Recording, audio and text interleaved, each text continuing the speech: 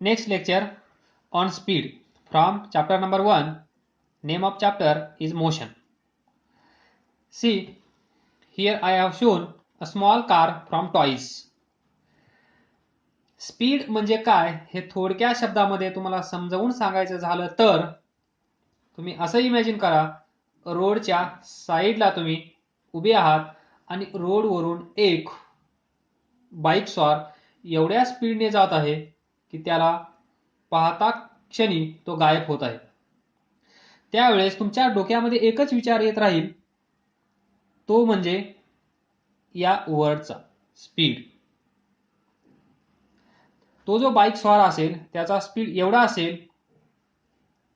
असेल की तुम्ही दुसऱ्या कुठल्या गोष्टीचा विचारच करणार नाही, फक्त आणि फक्त तुमच्या डोक्यामध्ये एकच वर्ड डान्स करत असेल आणि तो म्हणजे स्पीड. किती स्पीडने तो गाडी चालवत आहे असं तुम्ही विचार कराल आणि तो स्पीड म्हणजेच हा स्पीड मोशन मध्ये.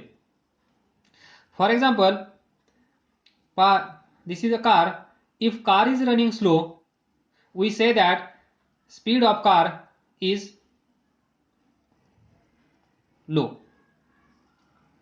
जर ती कार स्लोली लाईक टॉर्टॉइज जात असेल तर या कारचा स्पीड कसा असतो? Low. Speed is very low, dull we can say. Opposite, if a car is running fast, then we say that speed of car is high. जर ती कार फास्ट स्पीडने जात असेल तर तिचा स्पीड काय असेल? हाय. जर ती कार स्लो स्पीडने जात असेल तर त्या कारचा स्पीड कसा असेल? लो. हाय, लो, हे आपल्याला माहित आहे. म्हणजेच या कारचा जो स्पीड आहे त्यावरून आपल्याला असं कळून येत आहे की ती कार फास्ट आहे की ती कार स्लो आहे. Means the speed of car gives us N idea. Speed of car gives us N idea of how slow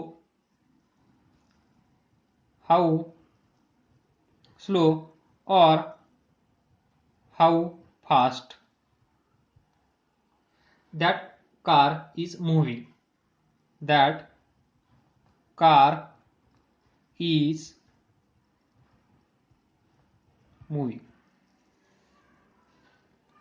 कुठून भेटले हे आपल्याला? स्पीड. स्पीड किती प्रकारचे आहेत इथे? एक फास्ट आणि एक स्लो. म्हणजे या कारचा स्पीड पाहून आपण सांगू शकतो ती कार फास्ट आहे की ती कार स्लो आहे. त्याला आपण म्हणतो स्पीड. म्हणजे ही कार, मी सांगितलं तुम्हाला ही कार खूप फास्ट आहे, तर हे कशावरून सांगू शकतो मी? फक्त स्पीडचं जजमेंट घेऊन. ही कार खूप स्लो आहे हे कसं सांगू शकेन मी तुम्हाला? या कारचा स्पीड पाहून. That is what speed of this car gives us N idea that how slow or how fast that car is moving. This is what speed. Now see, this is initial position of this car. He car एका सेकंदामध्ये इथे गेली. हे आहे 1000 metre distance असं आपण consider करूया. Position A to position B. Next, ही car इथून इथे आली position B, 800 meter. 1 second, time 1 second common. त्यानंतर इथे आली 600 meter. 600 meter. Then point B 400 meter. Point B, position 200 meter. Position A, position A, position A, position B. Sorry A to B. प्रत्येक वेळेस 1 second. तर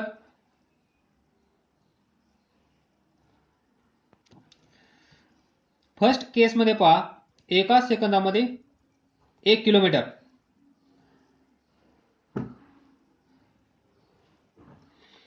then in next second 800 meter, then 600, then 400, then 200. Time same आहे, पण distance travelled by this body is not same. तर याच्यावरून आपण असा अंदाज लावू शकतो, एका सेकंदामध्ये ही कार कशी आहे, फास्ट, कारण तिने डिस्टन्स ट्रॅव्हल जास्त केला आहे.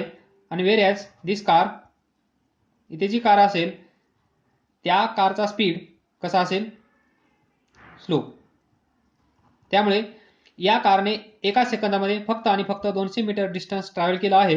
वेर ॲज ॲट दिस पोझिशन एका सेकंदामध्ये 1000 मीटर म्हणजे 1 किलोमीटर डिस्टन्स ट्रॅव्हल केला आहे. त्यामुळे या कारला आपण म्हणणार फास्ट कार, या कारला म्हणणार स्लो कार. तर पहा, to define the speed, to define speed of vehicle we should have two parameters. First, distance traveled. Distance traveled. Number 2, time taken. Time taken. इथे पहा, ही कार फास्ट आहे आणि ही कार स्लो आहे. आपण कशावरून म्हणू शकलो, कारण या सिच्युएशनला या कारने एका सेकंदामध्ये 1000 मीटर डिस्टन्स ट्रॅव्हल केलं, म्हणजे एवढ्या वेळेमध्ये एवढं डिस्टन्स ट्रॅव्हल केलं, म्हणून आपण त्या कारला फास्ट कार आहे असं म्हणू शकलो. वेर ॲज इन दिस सिच्युएशन या कारने एका सेकंदामध्ये फक्त आणि फक्त 200 मीटर डिस्टन्स ट्रॅव्हल केलं, म्हणून या कारला आपण काय म्हणलो, स्लो. ही कार टॉर्टॉइज आहे, ही कार एरोप्लेन आहे असं समजा. तर ही कार फास्ट आणि ही कार स्लो आहे हे डिसाईड आपण फक्त आणि फक्त 2 पॅरामीटर वरून डिसाईड करू शकलो, आणि ते आहेत डिस्टन्स ट्रॅव्हल्ड आणि टाइम टेकन. पहा, लक्षात येतंय का नाही हे पहा. 1000 मीटर डिस्टन्स ट्रॅव्हल केलं एका सेकंदामध्ये, म्हणून आपण म्हणलो ही कार फास्ट आहे. तर कोणत्या गोष्टीचा आपण विचार केला, distance travelled 1000 meter, time taken 1 second. Then ही कार स्लो आहे म्हणण्याच्या पाठीमागचं कारण काय असेल, तर पहा, या कारने 200 मीटर डिस्टन्स ट्रॅव्हल केलं, म्हणजे डिस्टन्स ट्रॅव्हल पहिला पॅरामीटर किती सेकंदामध्ये, एका सेकंदामध्ये, म्हणजे टाइम टेकन दुसरा सेकंद. म्हणजे to define speed we need distance travelled, to define speed we need time taken. So next, speed is given by distance traveled divided by time taken. Speed is equal to distance traveled divided by time taken. पहा, पहिल्या केसमध्ये पहा, speed is denoted by v, distance traveled by car is denoted by letter s, time taken by car to travel this distance is t. That is, speed is equal to s by t, where s is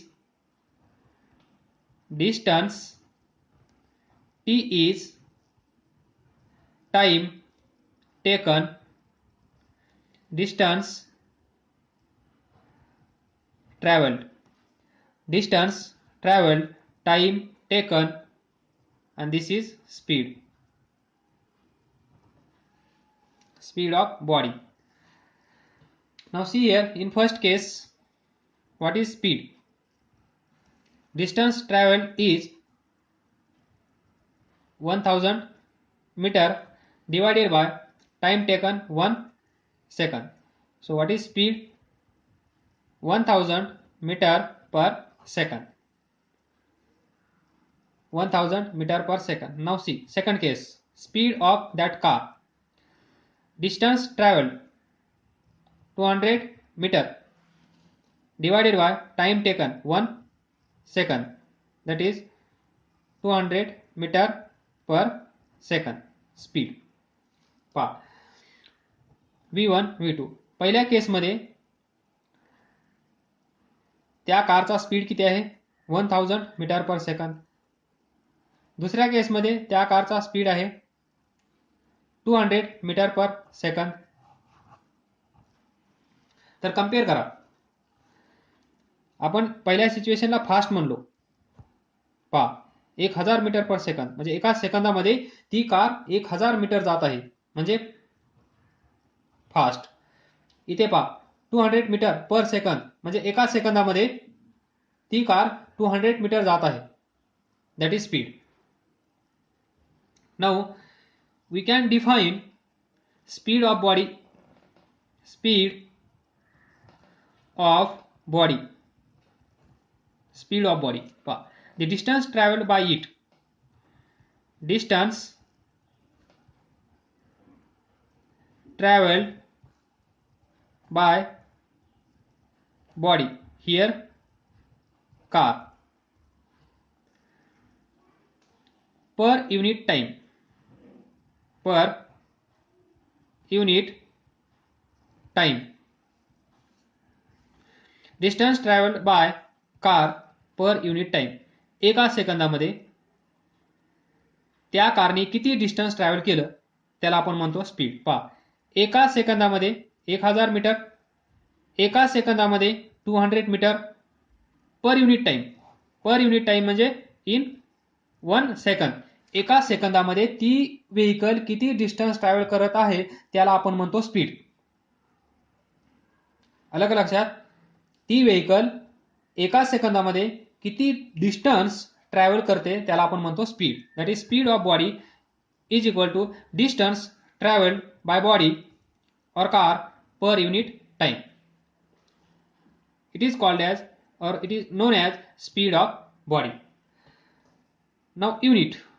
from this we can write down unit of speed. पहा S by T. S means distance traveled, meter.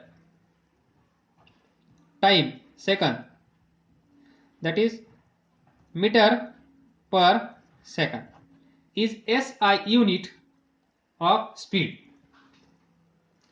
Now see, suppose a car travels a distance of 100 kilometers. एक car आहे. Car travels a distance of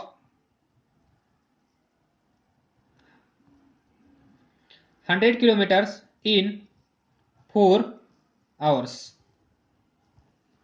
Then speed of this car is given by. Speed किती असेल हिचा? We can find speed is equal to distance travel by time. Distance travel 100 kilometer. 100 kilometer divided by time taken 4 hours. So speed is 25 kilometre per आवर. म्हणजे एका तासामध्ये ती car 25 kilometre जात आहे. एका तासामध्ये ती कार 25 किलोमीटर जात आहे. हा असेल त्या कारचा speed. Speed of car is 25 kilometre per आवर. एका तासामध्ये ती कार 25 किलोमीटर जात आहे म्हणजे त्या कारचा स्पीड किती आहे? 25 किलोमीटर पर आवर. पहा याचा अर्थ काय असेल? 1 आवर म्हणजे एका तासामध्ये 25 kilometer. Next 1 hour 25 kilometer. Next 1 hour 25 kilometer. Next 1 hour 25 kilometer. Now see 4 hours 100 kilometer. See 100 kilometer in 4 hours. 4 तासामध्ये 100 किलोमीटर ती कार जाईल. म्हणजे एवढं डिस्टन्स ट्रॅव्हल करण्यासाठी 4 तासामध्ये त्या कारचा स्पीड किती असला पाहिजे? 25 kilometer. That is uniform speed. Then if we know distance traveled and time taken, we can calculate speed of that car. V, S आणि T या 3 पॅरामीटर पैकी कुठलेही 2 पॅरामीटर जर आपल्याला माहित असतील तर तिसरा पॅरामीटर आपण फाइंड करू शकतो. स्पीड माहिती आहे, डिस्टन्स ट्रॅव्हल माहित आहे, टाइम काढू शकतो. त्यानंतर टाइम माहित आहे, डिस्टन्स ट्रॅव्हल माहित आहे, तर आपण स्पीड काढू शकतो. एनी 2 पॅरामीटर नोन असतील, तिसरा अननोन असेल तर तो आपण या रिलेशननी फाइंड करू शकतो. आपण त्याच्यावर न्यूमरिकल्स घेणार आहोत, सोडवणार आहोत, खूप प्रॅक्टिस करणार आहोत. तर पहा, then SI unit of distance is meter and that of time is second. So we have defined unit of speed is meter per second. And very small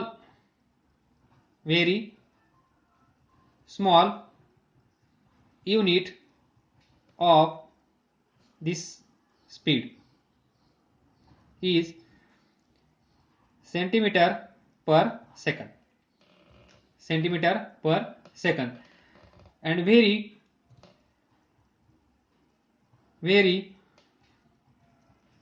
large unit is kilometer per hour.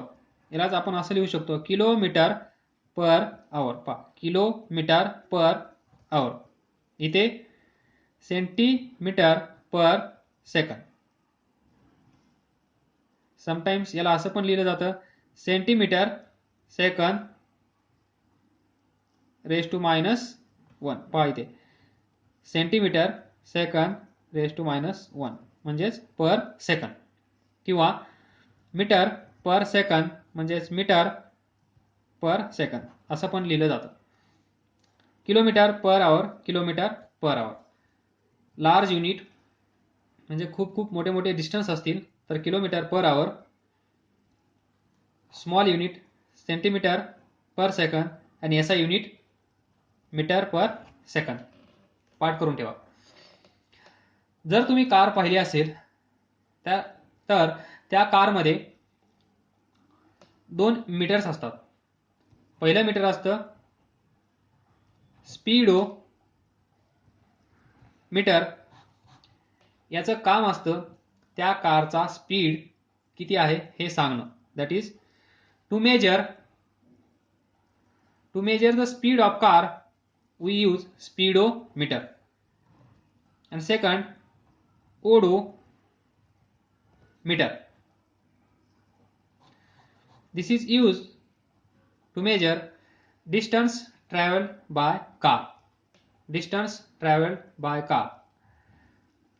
Speed of running car at any instant of time is given by an instrument and name of this instrument is speedometer. हे car मध्ये असतं. Next, the speedometer gives speed in kilometres per hour. याचं unit पहा, kilometre per आवर. Speedometer मध्ये जे speed तुम्हाला दिसतील ते असतील kilometre per hours. The distance travelled by car is measured by another instrument and name of this instrument is odometer. हे पण कार मध्येच असतं. हे दोघं जवळच असतात आणि याचं युनिट असतं किलोमीटर. ती कार किती किलोमीटर डिस्टन्स ट्रॅव्हल केला आहे हे सांगण्याचं काम ओडोमीटर करतं आणि त्या कारचा स्पीड किती आहे हे सांगण्याचं काम स्पीडोमीटर करत असतं. आणि हे दोन्ही कार मध्ये फिक्स केलेले असतात. Next concept, average speed. It is simple. Average speed तुम्हाला समजून सांगण्यासाठी एक छोटंसं एक्झाम्पल देतो. तुम्हाला 5 ते 6 सब्जेक्ट असतील एका वर्षाला. त्या सब्जेक्टचं तुम्ही पर्सेंटेज कसं काढता तेच लॉजिक इथे आपल्याला यूज करायचं आहे ॲव्हरेज स्पीड फाइंड करण्यासाठी. तर पहा, ॲव्हरेज स्पीड म्हणजे आज आपण 4 सेकंदामध्ये सर्व वाइंड अप करूया. समजा एक कार आहे, 1 सेकंद 25 किलोमीटर डिस्टन्स ट्रॅव्हल केलं. नंतर दुसऱ्या सेकंदामध्ये 30 किलोमीटर डिस्टन्स ट्रॅव्हल केलं. नंतर थर्ड सेकंद, हा फर्स्ट, हा सेकंड, हा third. 1 second 40 kilometre. Next fourth second, it is 1 second. Time interval same 1 second 1 second 1 second. यामध्ये त्याने डिस्टन्स ट्रॅव्हल केलं 5 किलोमीटर. तर पहा, हा असेल तुमचा subject number 1, subject number 2, subject number 3, subject number 4. तर याचं जसं तुम्ही पर्सेंटेज काढता तेच लॉजिक आपण इथे यूज करूया. पहा, total distance, we know that speed is equal to distance divided by time. Distance divided by time. तर ॲव्हरेज स्पीड, फक्त या स्पीडच्या अगोदर आपण काय वर्ड ॲड केला आहे, ॲव्हरेज. तर पहा, पहिल्या सेकंदामध्ये 25 किलोमीटर, दुसऱ्या सेकंदामध्ये 30 किलोमीटर, थर्ड सेकंदामध्ये 40 किलोमीटर आणि लास्ट सेकंदामध्ये 5 किलोमीटर. तर टोटल डिस्टन्स ट्रॅव्हल किती केला आहे, 25 plus 30 plus 40 plus 5 divided by हे सर्व डिस्टन्स ट्रॅव्हल करण्यासाठी किती वेळ लागला आहे, 1 सेकंद 1 सेकंद 1 सेकंद 1 सेकंद, म्हणजे 1 प्लस 1 प्लस 1 प्लस 1. नाव सी, हे काय आहे, डिस्टन्स ट्रॅव्हल्ड. इथे लिहा, total distance travelled, total distance travelled divided by 1 plus 1 plus 1 plus 1, म्हणजे total time to complete this journey. निघाल्यापासून शेवटपर्यंत किती वेळ लागला, तर टोटल टाइम टेकन. मग हे किती येईल, 40, 70, 90, 100. कॅल्क्युलेशन चुकला असेल तर सांगत राहणे. 40, 70, 75, 100 डिवायडेड बाय 4 किती येईल, 25 किलोमीटर पर सेकंद. हा असेल त्याचा average speed, 25 kilometre per second. एका सेकंदामध्ये 25 kilometre. I think it is not possible, पण समजण्यासाठी आपण असं कन्सिडर केलं आहे, डोंट वरी. तर ॲव्हरेज स्पीड म्हणजे काय, टोटल डिस्टन्स ट्रॅव्हल, त्या कारने किती डिस्टन्स ट्रॅव्हल केलं, मग ते युनिफॉर्म असो किंवा नॉन युनिफॉर्म असो. पहिल्या सेकंदामध्ये पहा 25 आहे, नंतर 30 आहे, नंतर 40 आहे, नंतर 5 आहे, म्हणजे इथून इथे इन्क्रीज झाला नॉन युनिफॉर्म स्पीड, इथून इथे इन्क्रीज झाला, परत युनिफॉर्म स्पीड नाहीये, परत डिक्रीज झाला, म्हणजेच नॉन युनिफॉर्म स्पीड चालू आहे, कधी इन्क्रीज होत आहे, कधी डिक्रीज होत आहे.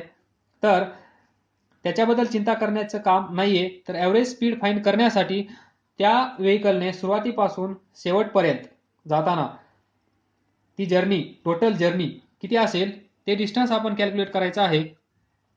त्यालाच आपण म्हणतो total distance travelled by car divided by total time taken by car.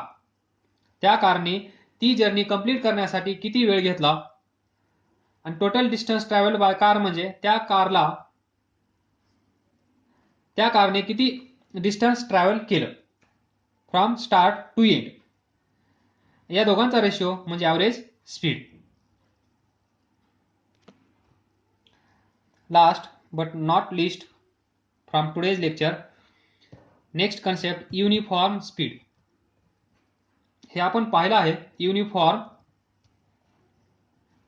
Motion म्हणजेच uniform speed. Body has uniform speed. Body has uniform speed if it travels equal distance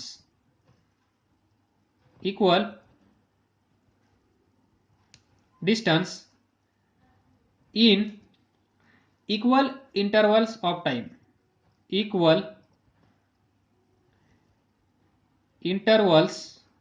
of time. It is very similar to uniform motion. तिथे पण सांगितलं होतं uniform motion म्हणजे uniform speed. तर uniform speed म्हणजे काय? एक बॉडी आहे, तिलाच आपण कधी कधी कार म्हणणार, त्यालाच कधी कधी आपण पार्टिकल म्हणणार, त्यालाच कधी कधी आपण ऑब्जेक्ट म्हणणार. Body has uniform speed. त्या बॉडीचा जो स्पीड असेल तो युनिफॉर्म आहे. हे कशावरून? जर त्या कारने equal distance in equal interval of time ही कंडिशन सूट होत असेल तर त्या कारचा स्पीड कसा असेल? Uniform speed. म्हणजेच एका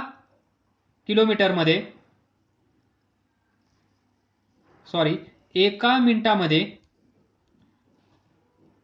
15 किलोमीटर जात असेल तर पुढच्या एका मिनिटामध्ये ती 15 किलोमीटरच गेली पाहिजे.